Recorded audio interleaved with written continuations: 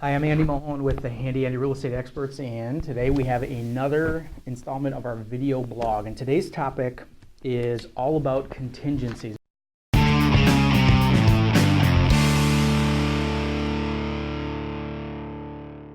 So people ask us about contingencies all the time. What do they mean? What do they do? What are they for? What's their purpose? And what a contingency is in place for is to protect a buyer from being completely obligated to purchase a property. So in other words, you make an offer contingent upon something. For example, very common contingencies are financing. So many buyers will get pre-approved. In fact, most sellers won't even look at a buyer's offer until they've been pre-approved, but there are still some things that have to happen before they're 100% approved for the financing. For example, an appraisal and some of the final underwriting that has to happen at the lender. So that offer is contingent upon financing. If it's a cash offer, of course, there's no financing contingency. But that will protect a buyer in case something happens with their financing.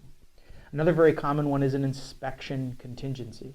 An inspection contingency allows the buyer to go ahead and do an inspection on the home.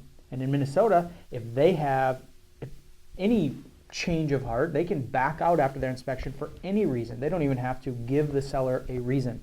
They don't even have to find a problem with the home.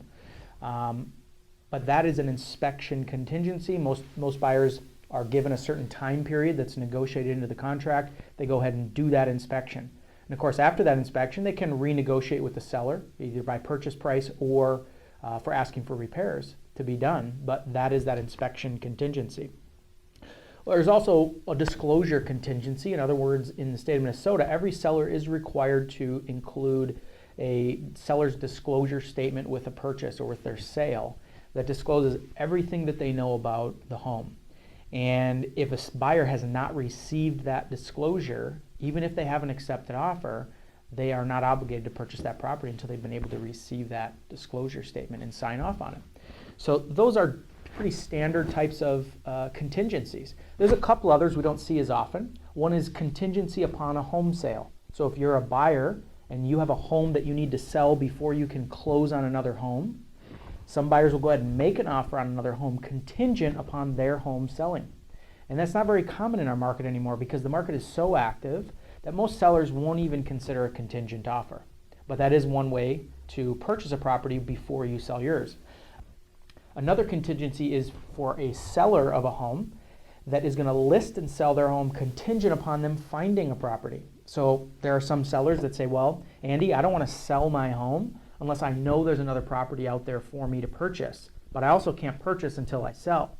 So what they do is they list their home contingent upon them finding another property. So they accept an offer, it comes in, they then negotiate a certain number of business days, typically 7 business days, where they're able to go out and now shop for another home. If they find another home and they make an offer and it gets accepted, they now are selling their property that they've got this accepted offer on. If they go out and look for a home and don't find a property, they can then rescind their offer because they have that contingency in place and they're no longer obligated to sell their property. So those are the contingencies we normally see in our market. If you have any other questions on contingencies, how to write an offer, or you're interested in buying or selling, please contact us today. We'd love to be of service. Our website is handyandyrealtor.com, or you can call us here at the office, 507-258-5850. Thank you.